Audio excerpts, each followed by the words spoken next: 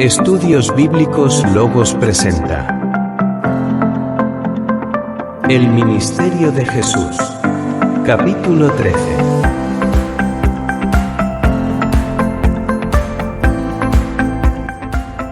Continuamos con el Sermón del Monte en su segunda parte.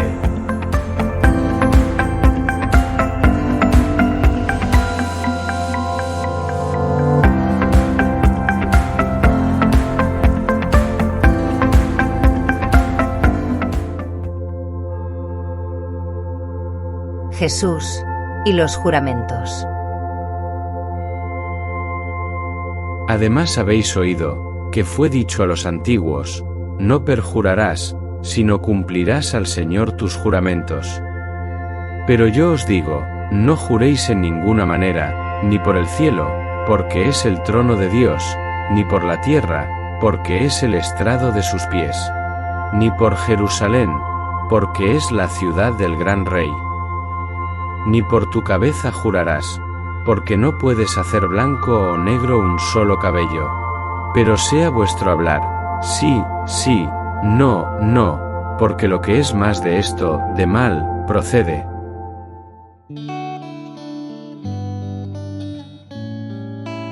En la época de los patriarcas, en varias ocasiones, se hicieron juramentos entre hombres, en donde se hacía una especie de pacto, y donde se colocaba el nombre de Dios de por medio. En estos pactos, ambas partes se comprometían a respetar un acuerdo. Tenemos, por ejemplo, los realizados entre Abraham y Abimelec, en un pozo, que luego llamarían el Pozo de los Juramentos, de donde provino el nombre de Berseba. También lo haría Isaac con Abimelec hijo, y años más tarde Jacob haría juramento con su suegro Labán, en Galaad. También hubo casos donde el juramento era del hombre hacia Dios, lo que en la actualidad se conoce como hacer votos, donde el hombre se comprometía a realizar una obra o acción, si lograba alcanzar una meta. Uno de los juramentos que resultó ser muy conmovedor fue el caso de Jefté, quien le hizo un voto a Jehová a la ligera, donde le juró ofrecerle en sacrificio a la primera persona que saliera a recibirle de su casa, si llegaba a obtener la victoria sobre los amonitas. Recordemos que esto no se llama pacto, porque Dios no se lo estaba exigiendo para darle algo a cambio, sino que fue un ofrecimiento de conciencia propia. Al final, la felicidad de la victoria se convertiría en dolor, cuando quien saliera a recibirle fuera su única hija virgen, y tuvo que sacrificarla. En la época de la gracia, Jesús nos enseñó a evitar este perjurio, evitando jurar por nada de este mundo. Ni por el cielo, ni por la tierra, ni por Jerusalén y ni por el hombre mismo. El apóstol Santiago el Menor nos dice en su epístola, capítulo 5, verso 12, que no se debe jurar, ni por el cielo, ni por la tierra, ni por ningún otro juramento, sino que vuestro sí sea sí, y vuestro no sea no, para que no caigamos en condenación. El amor hacia los enemigos.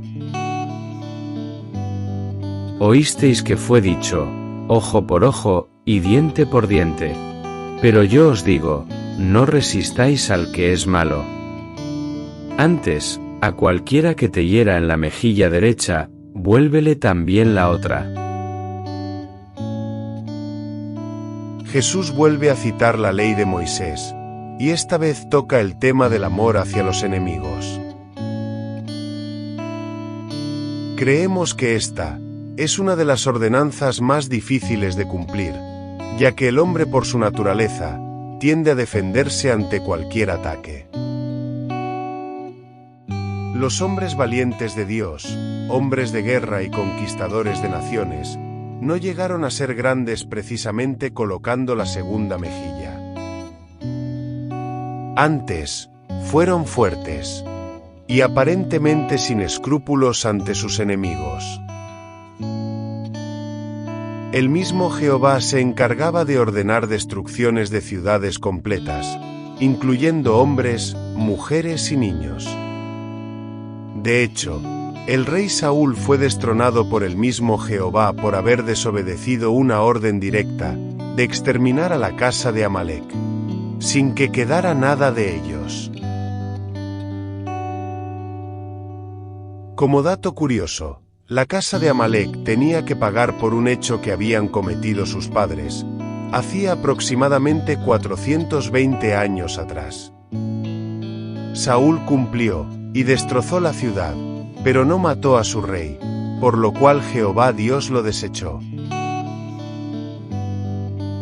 La nueva doctrina de Jesús dejaba esto de lado. El hombre nuevo tiene que aprender a convivir con el enemigo y saber llevar las cosas con inteligencia. Dejemos que Dios pelee nuestras batallas. La nueva doctrina de Jesús nos enseña: Oíste que fue dicho, amarás a tu prójimo, y aborrecerás a tu enemigo. Pero yo os digo, amad a vuestros enemigos, bendecid a los que os maldicen, haced bien a los que os aborrecen, y orad por los que os ultrajan y os persiguen. Según el Evangelio de Jesús, el nuevo hombre de Dios tenía que sobresalir ante los publicanos y gentiles, que solo sabían hacer el bien, a aquellos que creían conveniente, buscando alguna recompensa del hombre, mas no de Dios. De ahí procede la parábola del mayordomo infiel. Jesús mismo nos dio el ejemplo, ya que cuando fue vituperado primeramente por los judíos, y luego por los romanos, jamás se quejó de nada. Nunca maldijo a nadie y fue llevado como oveja al matadero. Así lo dice el libro de Isaías capítulo 53, verso 7. Los apóstoles Pedro y Pablo, entre sus epístolas nos dicen que no paguemos a nadie mal por mal, procurando lo bueno delante de todos los hombres. Si es posible, en cuanto dependa de nosotros, estemos en paz con todos los hombres. No hagamos uso de la venganza nosotros mismos, sino que dejemos lugar a la ira de Dios, porque escrito está: mía es la venganza, yo pagaré, dice el Señor. Así que, si el enemigo tuviere hambre, dale de comer, si tuviere sed, dale de beber. Pues haciendo esto, ascuas de fuego amontonará sobre su cabeza, dijo el apóstol Pablo en su carta a los Romanos, capítulo 12, versos del 17 al 21. Jesús y las limosnas. Guardaos de hacer vuestra justicia delante de los hombres, para ser vistos de ellos, de otra manera no tendréis recompensa de vuestro Padre, que está en los cielos.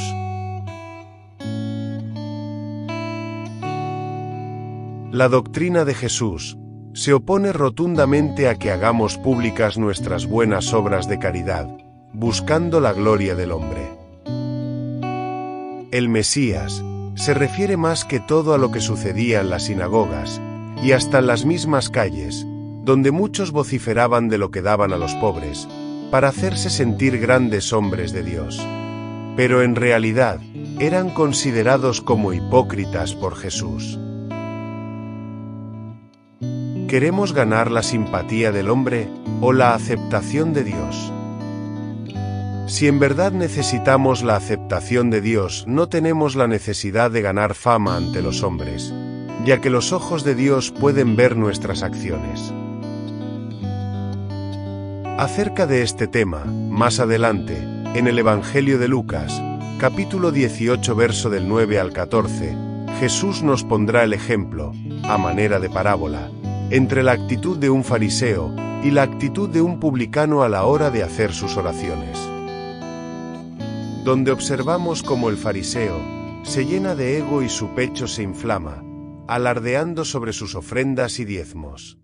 mientras que la actitud del publicano es de más humillación hacia Dios. Jesús y la oración. Cuando ores, no seas como los hipócritas, porque ellos aman el orar en pie en las sinagogas y en las esquinas de las calles, para ser vistos de los hombres. De cierto os digo que ya tienen su recompensa. Mas tú, cuando ores, entra en tu aposento, y cerrada la puerta, ora a tu Padre que está en secreto, y tu Padre que ve en lo secreto te recompensará en público. Otro punto de lo cual Jesús habló durante el Sermón del Monte fue sobre la oración, y es que criticó la manera como se venía ejecutando. Es un caso parecido al de las limosnas, que a veces se ora para que nos escuchen los hombres, y digan de nosotros: mira qué bonito ora esa gente. ¿Y qué palabras mencionan para agradar a Dios? Ellos sí buscan de Dios con fervor. La oración consiste en hablar con Dios, y es el medio que se ha usado para mantener una comunión activa, profunda, y en determinados casos no tan secreta delante los ojos de los hombres. No se usa solamente para expresar nuestras necesidades, también se usa para expresar nuestro agradecimiento. Cuando se dice no tan secretamente, es porque en la época de los grandes profetas, en muchas ocasiones las oraciones se hicieron públicas delante de multitudes, para que la gloria de Dios fuera manifestada. Por citar algunos ejemplos, tenemos la separación de las aguas del Mar Rojo, el maná del cielo y el agua de la roca. Y esto, solo por citar algunos ejemplos. Hay que tener bien en cuenta que orar a Dios no es conversar con Él, ya que para que exista una conversación tienen que fluir las palabras entre las dos partes, y en este caso, las palabras fluyen de parte del hombre hacia Dios, al estilo de un mensaje, donde las respuestas, la mayor parte del tiempo hay que esperar por ellas. Ejemplos de hombres que conversaron con Dios: tenemos a Adán, a Noé, Abraham, Isaac, Jacob, José, Moisés, Samuel y David, entre otros. Aunque en la mayoría de los casos, Dios hablaba a través de sus ángeles. Tenemos entonces que la oración la podemos dividir en dos partes: peticiones y agradecimientos. Oración de petición. Pedid y se os dará, buscad y hallaréis. Llamad y se os abrirá, porque todo aquel que pide, recibe, y el que busca, halla, y al que llama, se le abrirá. Las peticiones constituyen el 80% de las oraciones, hechas a Dios a nivel mundial. Casi siempre se ora para pedir a Dios, hacer ruegos y súplicas por nuestras necesidades. Pero, ¿necesitamos hacer estas peticiones en voz pública, para ser escuchados por el mismo hombre? La respuesta la da el mismo Jesús en el contexto anterior, donde recomienda estar en la privacidad. Jesús dijo en el Evangelio de Mateo, capítulo 7, verso 11, que no seremos desatendidos por el Padre, ya que si vosotros, siendo malos, sabéis dar buenas dádivas a vuestros hijos, ¿cuánto más? Vuestro Padre que está en los cielos, dará buenas cosas a los que le pidan. Tomemos el ejemplo de Ana, quien fuera la mujer de Elcana, quien en el año 1170 a.C., oró a Dios con tanto fervor para poder tener un hijo. Estas oraciones eran tan secretas, que el mismo Elí, quien fuera el sumo sacerdote en ese tiempo en Silo, la tomó por ebria, porque no sabía lo que hablaba. El resultado de esta oración hecha por Ana fue que Dios le concedió la petición, y 9 meses más tarde, En el año 1169 a.C., tendría un hijo a quien llamaría Samuel. Oraciones como estas son las que exige Jesús. Pero, ¿qué era lo que ocurría en los tiempos de Jesús y en las iglesias hoy en día? No se puede entrar en una iglesia sin que el estruendo de las vanas repeticiones se haga sentir. Esto no quiere decir que una iglesia tiene que vivir callada. Al contrario, debe estar llena de gozo y de alabanzas para Dios, porque podemos alabar a Dios a todo pulmón, en la iglesia o en las calles, pero a la hora de hacer nuestras peticiones personales, hagámoslo en secreto, para que Dios nos pueda recompensar en público. Jesús dijo que Dios conoce bien nuestras necesidades antes que se las pidamos, así que no es necesario gritárselo delante de una congregación. Como ya Él conoce todas nuestras necesidades, solo tenemos que recordárselo. La oración de agradecimiento. A diferencia de la oración de petición, este tipo de oración constituye el 20% de las oraciones, ya que a la gente le gusta más pedir que agradecer. Hemos escuchado mucho el refrán que dice que solo nos acordamos de Dios cuando sentimos temor o miedo, o cuando tenemos una necesidad que vemos imposible cubrir sin la ayuda de Dios. Esto sí es un ejemplo que se tiene que dar en público. Demostrar que nos sentimos agradecidos de Dios por habernos bendecidos, con el solo hecho de darnos la vida, ya que nos las da, y nos las quita cuando quiere, o permite que nos sea arrebatada. ¿Cuántas veces no hemos escuchado decir, son cosas de Dios cuando alguien muere por cualquier causa? Pero déjeme decirle, que pensar así, es un error, ya que el hombre puede morir por causa de Dios, pero también a causa del hombre. Dios dispone de nuestras vidas, pero también el mismo hombre puede disponer de ella para ponerle fin. No podemos achacarle a Dios todas las muertes ocurridas en el mundo, ya que un gran porcentaje de las muertes ocurren a causa del mismo hombre.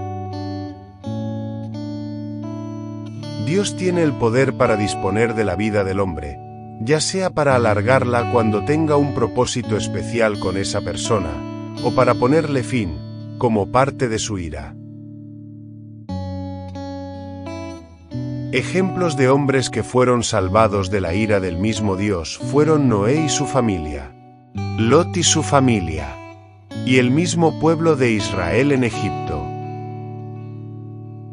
¿Cuántas veces no salvó Jehová a sus profetas de la mano del hombre? En grandes batallas, la mano de Dios mantuvo vivo a su pueblo, y a sus profetas libró de sus gobernantes. El hecho de que Caín matara a su hermano Abel, no significa que Jehová haya ordenado su muerte. Que Juan el Bautista haya perecido en manos de Herodes Antipas no quiere decir que Dios lo haya mandado a decapitar, pero pudo haberlo librado, si hubiera sido su propósito. Así como libró a Jesús de la mano de Herodes el Grande, cuando la matanza de los niños en Belén. Así que no acusemos a Dios de todas nuestras desgracias, ya que muchas veces nosotros mismos somos los que moldeamos nuestro destino. Y esta vez elegimos morir, o vivir en el reino de los cielos.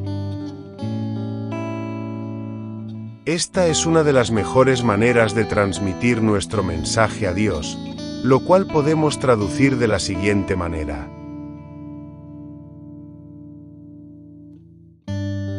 Padre, aceptamos que eres el Rey de los cielos.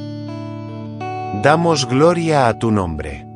Acércanos a tu reino, seré tu fiel servidor allá arriba, como aquí abajo.